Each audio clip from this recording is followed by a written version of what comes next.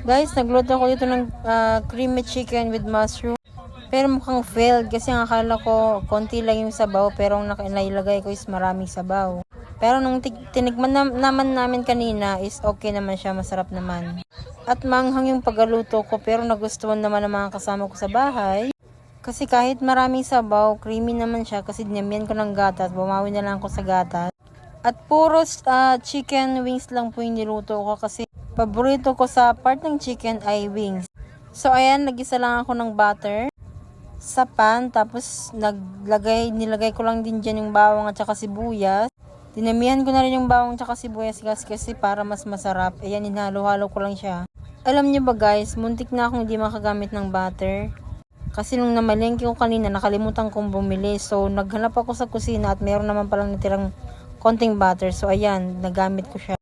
Pagtapos ko magisa yung bawang at saka sibuyas, nilagay ko yung mga manok, yung chicken wings. Ayan, as you can see guys, puro pakpak talaga siya kasi yun yung gusto naming part ng manok. At ayan guys, pagtapos ko sinalang is hinalo-halo ko lang siya. Igigisa ko lang siya ng matagal hanggang sa lumabas yung kata para malesen yung langsa ng manok at mas lalong sumarap. At pagtapos, naglagay na rin ako ng asin at paminta. Mas maraming black pepper, mas masarap. At sinunod ko na lang din yung siling panigang.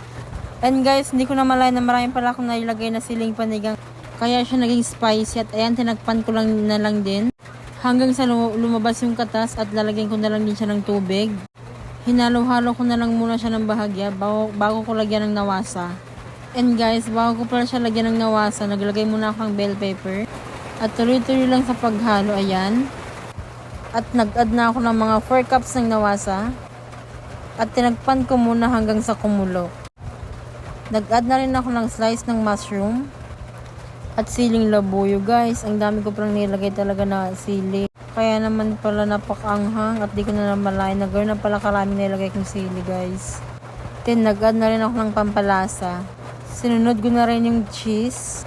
Mga 2 tablespoon lang ng cheese yung nilagay ko guys. At pinakulo ko lang saglit bago ako naglagay ng Nestle cream.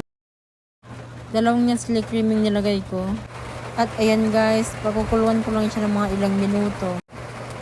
Ayan guys, luto na. Ayan, dami pa rin sabaw. Pero guys, masarap yan. Kasi 2 Nestle cream ang nilagay ko, imbis na isa lang dapat.